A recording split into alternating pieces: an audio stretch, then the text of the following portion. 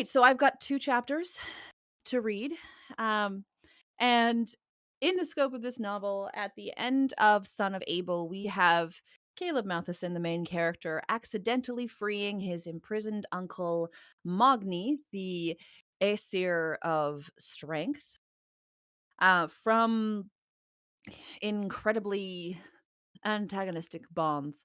So Mogni is now out in a world that he does not completely recognize because it's been a few thousand years since Mogni has really been part of humanity.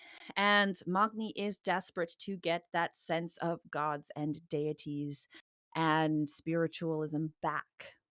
He has taken up with the enchantress Delilah, aka Caleb's ex, because she is both magical and knowledgeable on what's going on in the world, and Magni requires her to basically translate, "What is that thing you're holding? It's called an iPhone. What's that?" Everything from back in the day. So in this point of Book of Revels, this is about this is chapter 12, so it's not quite halfway through, but it's close to halfway through the novel, and Magni and Delilah were supposed to be meeting up with Stana, the evil keeper of the Book of Knowledge, who was going to kidnap Caleb and Delilah's daughter Lilith. All right. So you guys can tell me whether or not I really need to work on things hardcore. Chapter 12. Bitter winds thundered off the cargo freighter in the Andaman Sea. Magni let the pitch and yaw soothe his bone cage, the mighty frame formerly shackled beneath the bowels of the earth soaked in sea spray. Waves born of storm soaked the civilized button-down and wool sweater Delilah heaved upon him. Stomach twisted with each surge, Magni craved the constant motion of oceanic travel, the quiver of their vessel. If he closed his eyes, the creaking reminded him of lapstrake ships from the northern climes. Nearly. No shields to decorate the vessel, nor marauding Norsemen, the scant containers would do. Rain coated his raven hair, plaited down his back in what was a clean braid before the dwindling maelstrom. Acts of piracy were electronic now. Feeble prayers to the hymn electric, that nether space of cyborg humanity falling closer to its own fleshly demise. Delilah's constant tapping on her backlit device annoyed him out of the main cabin an hour prior. No. No more time strapped to anything. Not even time in transit. He would take no more planes where the waist straps and tight seating ill fit his gargantuan size. They look at nothing but shadows of our image, the humans and their resting gods. Some believed in no deity at all, consumed by their scientific searching as if laws alone would save them, and called it law bereft of a creator's hand. Time under the earth cured Magni of his detachment to the fate of humanity. No longer did he care only for a singular tribe of Norsemen raiding the coastlines of Europe, nor did he care for the beauty of that elusive home he remembered as a boy. The elm and oak wood halls, honeyed meads, crackling fires with smoke filtering to ceiling hatches. A child's memory of sitting on his knees to see the top of the table, or resting on his mother Sif's lap until her belly grew too large from his impending brother. The scent of copper and slippery feel of mistletoe. Anything but the smell of damp and stone. Centuries in the immobile cave cured his apathy. I will pull this world to the sinew attached to its bone. Are you proud yet, father? The answer came in a settling sea, the storm god's blessing removed. A crashing resound like the clopping hooves of twin rams receded from the blighted Andaman Sea. As the vessel churned toward the last GPS location of the Harumi Ochi, Magni felt the rebuke of his father's silence. Monument, the downfall of Asgard. Bragi spoke of reunifications, but the old storyteller wove words like linen shrouds. Prove your worth and work according to the truce. Truce. The peace deal brokered by his own traitorous brother Ragnar and his band of tired realms. That Asgard deigned follow such a neutered treaty was beyond Magni. Had his brother, the god of anger, not abandoned their cause, outrage would have spilled the blood of the treaty makers. Let strength take indignation to their bone marrow. Reignite the fires of Asgardian battle lust and domination. Yes, the path was clear. The storm filtered off into the calm. I will come home, father. Grandfather, you cannot keep me on this rusted barge. Bilskanios my birthright. You've made yourself brittle for the carpenter and his lackeys. Magni chased the receding storm to the prow of the ship. Body hit it so hard the metal bent. Come back, father! Hear me! Massive hands gripped and tore at the metal ledge. A reverberant groan of metal heaved into his grip in tandem with the cacophonous bellows of a man turned deity by birth and monster by right. Don't leave me in this calm. Delilah watched Magni roar from the safety of the ship's aft cabin. Rain rolled down in infrequent rivulets. Were all Scandinavians into confounding malaise? Pretty eyes the color of honey narrowed, a cognizant and crafted upturn to her pouted lips. She searched for a towel, something to sop up the rain from his clothing. Men always did like a woman who served. Maybe this would make him pliable. The towel was thin, but after centuries in a prison cave, Delilah didn't think he'd mind. If you want to talk, I can arrange a conversation. The mouthpiece of Frigg is an acquaintance of mine. She presented the towel with the flourish of an exposed wrist, feminine and soft. Magni plowed past her, no thought to stop as she blocked the entrance. A calloused hand snatched the towel, rubbed it over his face before tossing it back. Surging into the mess, Magni rattled at tins until he found pepper, tea leaves, and sundry powders. Hans sprinkled powders into a wooden bowl he demanded was brought along. No, no, we can't use magic. We're not in a treaty zone. Delilah stiffened as she recognized the cantrip he prepared. Magni snorted and mixed the concoction with the back of a fork. Magni! Can't! Caleb will be able to sense it. He always knows. Are you afraid of a whelp? I thought you bound his blood already. Your hexes make me useful to me. Your cackling mouth does not. Cackling? I don't cackle. Hey, I don't cackle. She barged closer as Magni snorted and grinned out of the side of his mouth. The powder sizzled with a dry warmth in his scooped palm, like a clucking chicken. Magni threw it above him, the air drying like a desert as his hair, clothing, and skin instantly lost the moisture of the exterior rains. Wool reknit and a rip in his trousers repaired, as if the needles of timid seamstresses plied to the fabric while it remained upon him. The thin towel hit the ground with a moist thump. I am not scared of Caleb. It doesn't help us achieve your goals if we're fighting off the treaty as well as all this. Manicured, chipped fingers waved in the air. Delilah slumped on the ratty couch, picked at fluff on a pillow which used to be navy blue. The rumbling chuckle bursting out of Mugdy's barrel chest sunk into the space as he shook his head. Did I injure your feminine mystique? Do you require emotional support? Perhaps a sharing circle? His smirk grew into a smug side grin, similar to Delilah's eyes as the one Caleb gave when he was self-satisfied or post-coitus. Magni waved his hand and the kettle on the stove whistled with boiling water. His thumbnail pushed at the half-rusted lid to the coffee tin, pouring in an amount in the battered metal French press and stepping to the ground. 2 mugs were inspected and a crack patched with another small bit of magic from the Asgardian exile. Stop it! Every time you're making it worse. Delilah, if my nephew deigns kill another over the use of cantrips, he's better bloodthirsty than I'd thought. Where's the Harumiochi? We were to connect by now. A small jar of honey with faded plastic label was seized for the coffee, its rich and crisp scent filling the cabin of the creaking vessel. Magni handed Delilah a mug before leaning on the windowsill to watch the crashing waves. Last update, they were on schedule. About time, too. Muhammad wants to see his daughter, and I've got a niggling feeling maybe I shouldn't leave Lilith with Caleb too long. He's supposed to set her straight, fix her goth phase, not tangle her into the treaty nightmare. Delilah chewed on the inside of her cheek, scanning the horizon. Her fingers itched. She reached for her tarot deck over her phone. His daughter. Is she? His? Magni sipped his coffee. As the burn lingered on his palate, he felt the foreboding of the fading storm. Thor's theatrics were at first thought a comfort to his elder son. Finally, a message from home. An omen. But the storm wasn't for Magni's comfort.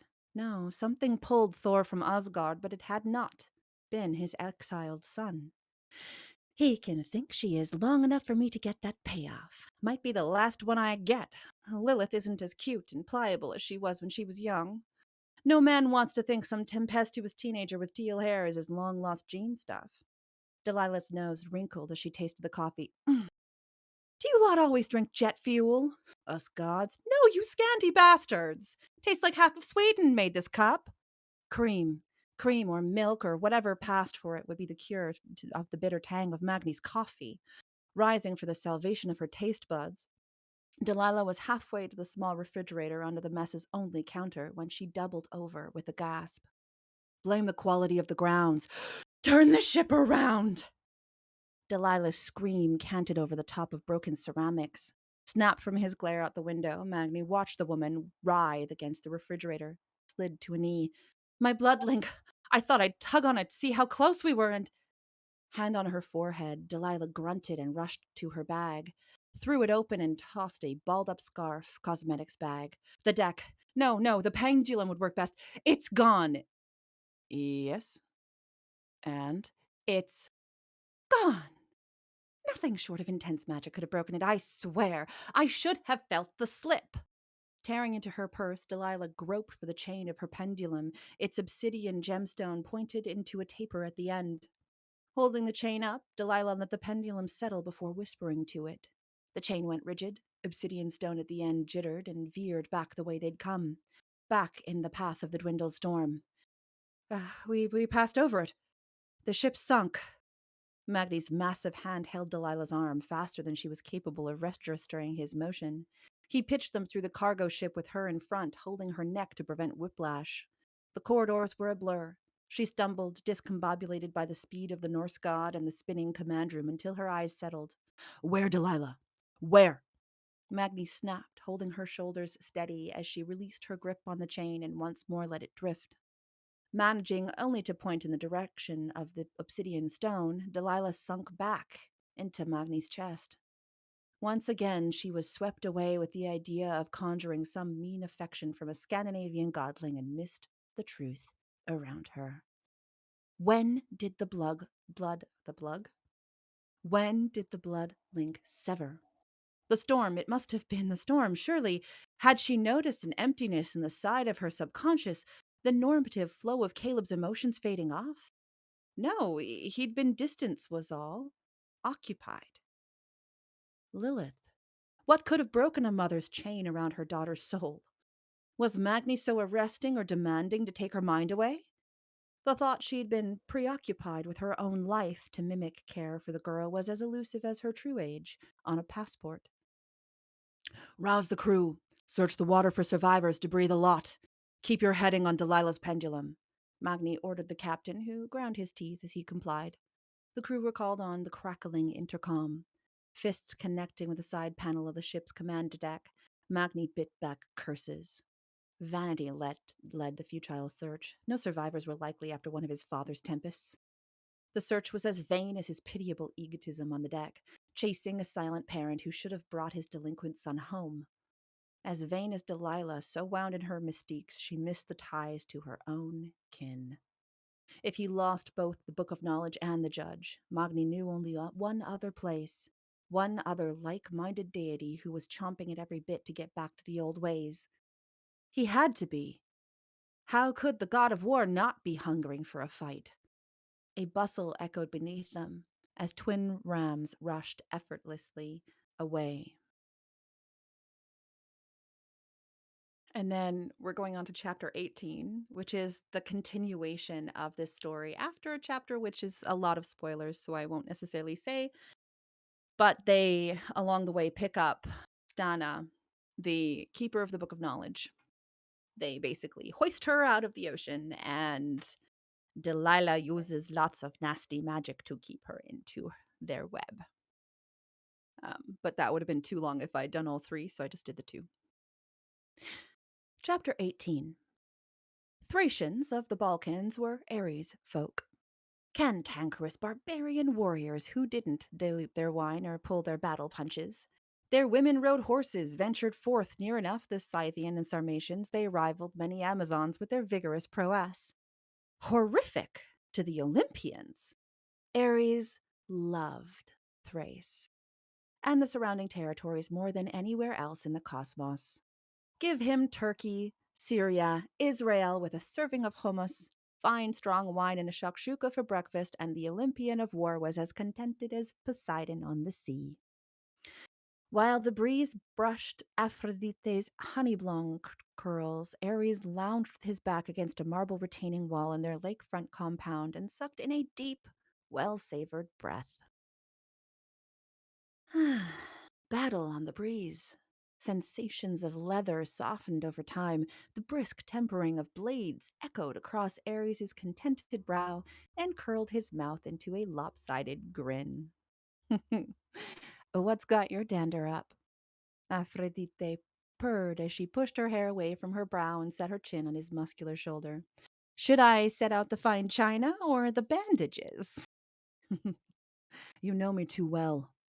Ares nestled his nose in her neck, rewarded with roses and honeycomb, a scent of cinnamon and cardamom. She and their granddaughter Divya must have been baking. Lips slid along her skin to her jaw, and Ares gave off a coiled moan. Tasting the Olympian of Love's skin was almost better than the promise of shaking off some pugilistic tension. Eons of love. Oh, you are gearing up. Aphrodite chuckled warm and low, the alto of her voice spread across the sprightly wind as her hand ran through his short ginger hair. Chuckles dove into a shriek as Ares hoisted her into his lap and bit at the air by her nose. Ares! My meanness, you're excited. I'll prove how excited I can get. Later. Shifting to his feet with Aphrodite in his arms, Ares nuzzled his nose one more time into the woman he knew as well as he knew himself. A Norseman cometh. Call the boys. Ares shoved one sleeve, then the other up his forearms, rolled each shoulder past the pop on his left from centuries of action in the shield walls. It didn't matter which shield wall, usually Spartan or Thracian. If Ares felt the urge to answer a warrior's call, his shoulder bore the weight. Fingers curled round the spear or gladius he missed holding. I'm sure they'll love a family dinner after whatever hullabaloo you're about to dive into. No gladius for Ares, Olympian of war, not since he laid it upon the truce's altar. Neither was his shield hanging in its honored spot above the hearth, instead decorating another realm's feast hall. Ares' smirk grew wider as a boat crossed the lake, its three occupants fused and the aggression pouring off of the only one which mattered most, the Norseman. Are are, Magni, son of Thor. What brings you beyond your chains? Ares' voice radiated upon the waters until it settled within Magni, Stana, Delilah. It vibrated wild, pricked at the hairs on the backs of necks as if that were the sound's only functions. Ares Zeusen, upon my release from the bowels of Ymir's bone cage, it came to my ear, you hold Jarngripir. What would an Olympian be doing holding the gauntlets of Thor? Magni's boots thudded to the sand, shoulders at a suspicious ease with so radiant an inner fury. Delilah drifted, a wave to the Olympian sprawled in comfort in a sea of her honey curls. Let the men do their jousting. Delilah had other games to bring afoot. The closer she got to Aphrodite, and her wine. A numb monument, Dana followed. Did nothing reach your solitude, Thorson? We mystic realms fly the colors of truce and have no need of your father's gauntlets, nor the hammer they help wield. A peacemonger's answer. You are no politician. Don't speak to me like one. The truce might have been your brother's idea, but I stood beside it. Another ridiculous perversion. Did the time neuter you? Did the carpenter take too much? The carpenter took his plenty, gave plenty more. I have no quarrel with him. Radicals are good for my business. Ares's boots crunched on the gravel between the sanded beach and the marble courtyard. Have you talked to your all-father? Magni chuffed like a spurned hound, right arm clenched and unclenched, fists as cantankerous as his brother's was in the days Mutti, Aesir of anger, fled to the north and traveled beside Ares and his warrior children. Popping the cork of another bottle, Aphrodite poured sparkling wine into flutes and nodded Delilah and Stana over. Are you so neutered you sit upon a lake drinking? Ares. Magni's fist unshook, fingers limp and feet unsteady. By now you've seen the humans' news. Does it look like I do nothing but sip wine by the lake? Ares stalked forward, grin present and virile. I do not raise my gaze to the mystic realms, but humans seek wars, holy and profane. There's profit to be had in weaponry, enough to keep my mother comfortable and my siblings in their studies. This world is wrong. To whom? We are gods, divine sparks of the cosmos. These human mutts bask in glows so profane and devoid of guidance many believe no deities exist. And the rest, drowned in the swell of man made orthodoxy until the words we spoke and labors we worked to please them are little more than children's stories or ruined by human holy men who seek nothing beyond their own greed. The forests are decimated, the oceans sing scant songs. You cannot tell me the end of our battles together was for everyone's betterment. Why are you here, Magni? I thought. Again unsure. Again, Magni shifted his left foot in the sand as Ares clucked his tongue, as if soothing a frantic stallion. You. I thought once Zeus was gone, you would. The humans will learn or they won't. I care for my own and answer what calls are mine to answer. You should do the same. But to live in this world, go home then. Back to Asgard. Drink the mead of poets and fuck a pretty warrior who meets your fancy with his shoulders as broad as a house's foundations. For eons. All I wanted was to cross the rainbow bridge and return to Asgard. Magni vaulted forward, fists balled, and swung an unrestrained haymaker too unruly to be more than a feint, a symptom of inner upset. Now a return feels empty. Well, what would I return to? But an aging farm, a carol to keep the horses and goats away from Frigg's garden. The realms shifted. We were overrun. Mankind, people now, or humankind gender neutrality is a fuck off! Again, a loose punch. Ares refused to slink backwards to deke or dodge.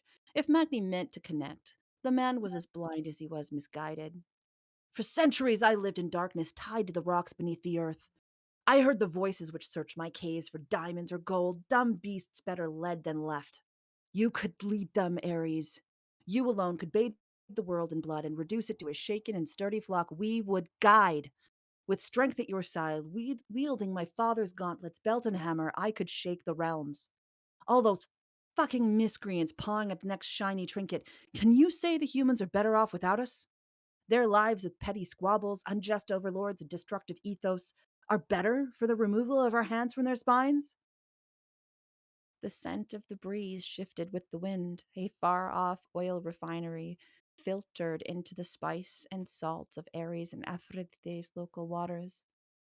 Fingers curling loose into his palm, Ares sniffed for a brief iota of his memory on the breeze, of wood fires, meat roasted, and incense burnt in offering. Stalking the slight shift of Ares's eyes, Magni gripped the strength inside his nature and stepped with a pinprick of Ares's ears. You are the heir of Olympus, your consort older than all. Hey, I'm ageless, not old. Aphrodite gesticulated rudely with a hand, poured a bit more wine into Delilah's flute. Sitting prim, Delilah whispered her gratitude, Stana firm and silent, flute unsipped in a clenched hand. Odin is ancient and flaccid. Thor, entertainment for the young. The others I do not know, but for what my guide spills into my ear like honeyed poison. He jutted his chin to Delilah. Flute pressed to her painted lips, Delilah answered his insult with silence. If she listened quietly, his words would betray the method to control him. She knew it. The humans will ruin whatever they touch, as certainly as some will do works of splendor. Our elders are 2 steps to dust. We could make these realms ache for our mercy and never find it. Ares' eyes flashed into Magni's as Aphrodite whistled low. The snap crack of Magni's jaw echoed across the mountainous valley. Thor's son sprawled, half on marble, half on gravel. Hands splayed, he grit his teeth, eyes as cold as hell's winters. No, Magni. If you will not be coerced, you will be commanded. Magni snapped upright, fists tight. He launched forward, and this punch was no emotions faint. It connected with Ares' cheek, as straight and narrow as the path Magni wished humanity to trudge. The brutality rocked Ares back, twisted his shoulder to let the blow glance. Ares kicked down on the back of Magni's knee with enough force to send Magni onto it. The Norseman staggered. In close enough to see the stubble on Magni's chin, Ares cracked his elbow against the side of Magni's temple. Body spun, Magni kicked Ares' inner thigh to buckle his stance. Skidding backward, Ares rolled his shoulders. The same pop to his left made him grimace. Maybe Eros was right and he needed those damned glucosamine supplements. Gods. Vitamins. Maybe Magni had a point. Ares didn't let the thought settle as he waited for his opponent to rise. Staying loose, Ares stepped his left foot forward, hands open but raised to protect his face. Come on, boy! You think you can command war? Come on! Ares' roar shook into Magni, so susceptible to the least dregs of divine intervention. Magni launched at Ares' side, threw his fist low, then the other to the meat of Ares' chest. Ares took the punch to his side to shift his body and let Magni's fist glance across shirted flesh. Ares' knee rocked up into the muscle of Magni's lower torso. An arm slunk round the neck to hold Thor's lost son in a vice. What are you playing at? Look at you, Rusty's a submerged nail. Teeth grit against the narrowing of his vision. Magni pawed at Ares' choke and dug his chin to the god's forearm. They're not. Stana, darling. Mama needs you. Delilah's voice coated Stana's soul. The young woman's gaze locked onto the approximation of love as if it were the truest level of adoration. As if constellations played charades for the cosmically significant bond. Mouth working, Stana stood, wine flute dropping, and pulled the e-reader from her pocket. Eyes the color of the Aegean flickered to the two women. Aphrodite snorted and let the rest of her glass splash down her throat. Now this is pure profanity. Coming into my house and using a girl's dying need for a mother's love to twist her till she shouts, "Oh, sunshine!" Pursed lips clucked as Aphrodite swung the glass flute as hard as she could into Delilah's forehead. Hi, Raiders! Welcome, welcome, welcome, people.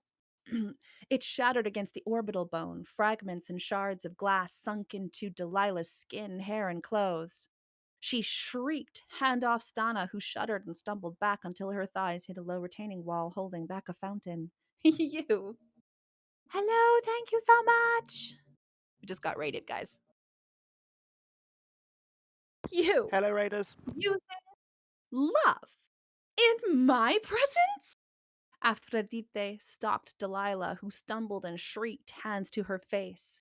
The daughter of Uranos kicked Delilah hard to crumple her body. Not even honest love, but an enchantress's approximation. Welcome, everybody. Thank you so much. Love you. A fistful of Delilah's raven hair clenched in Aphrodite's fingers. The goddess pulled back until Delilah flopped to her knees. Shock-induced shrieks shuddered out with every exhale, one hand spread against her ruined face. Love is all sorts of things, none of which I see in you. Aphrodite peered into Delilah's bloodied face, the perfect eyebrows, sculpted cheekbones, and filled under eyes. Her straight nose, broader than it ought for the fashion of the time, was split with a chunk of fine crystal. Within the pupils of her wide-eyed gaze, Aphrodite saw thousands of missed chances. Loves entangled around her soul in unrequited spurts. Hundreds of heart cords spanned to Delilah's control. Do just enough good in the world for any negatives people see to be washed away in, "Oh, she's still a good woman." I see it, sweetie pie. I see it. And I've never known you. Let go. A single thread of meager golden light pulsed from Delilah's belly button to the ether. Aphrodite plucked at it, felt the timbre of its anemic song. Can't even afford to let your little one in, can you? Nope. You're not that kind of woman. You're the kind of woman who hates being alone but can't stand losing control. Going around making people love you, then ripping it away. Gods, you were more fickle than Hera back in the day, and that's a feat. But to use magic to wrench a girl's heart about in Thrace while sipping my Crimean sparkling? Do you even know how many weapons deals Ares had to make to get a precious supply away from the oligarchs who drink this nectar of the Black Sea? The hand which stroked Delilah's cheek was as gentle as a calm sea in a slumbering babe's ears. It rocked into her, all consuming and temperate. In the periphery, a growing aura of bleak crimson released into the sky like dye in water. Delilah's heart thudded within her. Stana groped at her throat in an attempt to find a word, any word, against the burgeoning onslaught. Aphrodite bore Ares many children over the centuries. Eros, Emeros, Anteros, the gentle Harmonia. Yet not all were ubiquitously soaked in their mother's adoration. To Ares she bore twins of terror and twisted mind, sons to accompany their father to the realms of war, most suited to Aphrodite's panic when she and Ares were caught in Hephaestus's cuckolded web. Buckle up, Buttercup. Play with love? It's my turn. Delilah stuttered and fell limp as a radiant love settled into each atom of her soul. Every strand of unrequited affection purged, and in their places, an affection so strong Delilah's rib cage burned. To Stana, too, an adamantine link tempered by her irascible longing for a mother long dead as collateral damage. Aphrodite walked back to her chaise longue, picked up a fresh flute, the sensations of her most nefarious son's roaring tide, which caused her to suck the wine down in a gulp. Writhing on the ground, Delilah gasped and reached futilely for Stana. "But, baby, Mama needs you, baby girl." The timbre of the voice shifted. A matronly plea Stana felt stab into her ribs and linger. Magni slumped into Ares's hold until the god dumped him on the ground unconscious. Delilah whinnied and shook to touch her bleeding face. Stana stuttered and reached for the e-reader as Aphrodite chugged Brute and Ares dragged Magni by the leg towards the lake. "Wish you'd given me a fight, frick. Dite, hold on, I'm coming." "Danger. Danger. Stana, danger. This is where you run." The e-reader lit up. Words fluctuated across the screen. Two legendary gods busied about their battles with her captor, Delilah. For Stana, it was as if she no longer mattered, as if she were one in a legion of humans who filtered through their vision unseen every day. This was why old gods required fresh graves. Why Stana tripped upon the book, which whispered in her pocket after too long cast away into the silent basement of an elderly man's necrotic collection of musty ancient things. "Baby girl," Delilah croaked. Stana ground her teeth and flicked through the pages of the book, dipped her hand into the water of the pool behind her. Gasping in an eldritch panic, Stana groaned out great gulps of air, her feet clamped in place by a sensation so pure and terrifying she recognized only the shadow of it in her Balkan childhood. Maybe when Aphrodite was impaled through with a shard of ice or Ares was swallowed by the earth, they would see her. The sensation would break. A brisk gust of wind rocked Stana's borrowed clothes. Two shadows flooded either side. The stark smell of gunpowder and sweaty canvas caked the air. The grip Stana held on the e-reader clenched, her breath little more than a hyperventilated angst. "You rang, my liege?" A lanky man with tanned skin and deep brown hair flopped into a bow before Aphrodite's chaise longue. Beside him, another man of similar build, but hair dyed blue, punched his shoulder. "The heck you say, Demos? We were going to do the other bits." "Don't tell me what to do, Phobos. Mater called, we're here. How's our favorite person in the world?"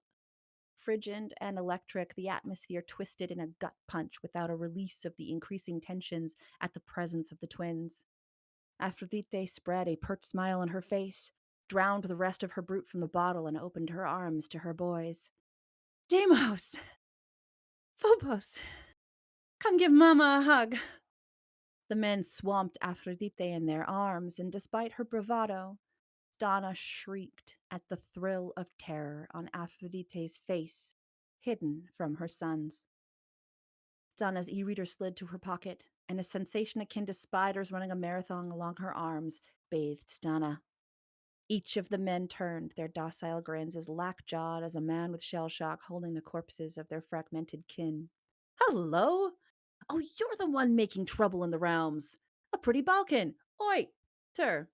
Open season on the keeper, boys. Bring that e-reader of hers to the judge. Ares hucked Magni into the small boat, which rocked on the sand as his aft bobbed in the water. Aphrodite settled herself back on the side wall of the garden and grabbed another bottle of Brut, wrestled the cork, and jolted as it flew off the glass top. Her face descended to a horrified parent who knew precisely what Deimos and Phobos, panic and fear, brought. You betcha, Daddy! Phobos swerved as the grin on his face widened beyond human anatomy, until the teeth in his mouth became the mandibles of a predator so vile no culture named it, for it ate any which came close enough to discover. Baby! Delilah whimpered, rolled to her knees. Stana screamed and thrust her hands outward.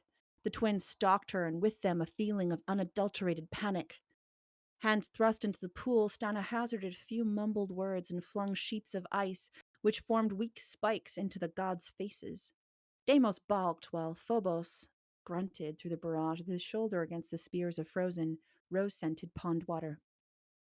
Stana scampered backward as she roared in, words beyond any comprehension.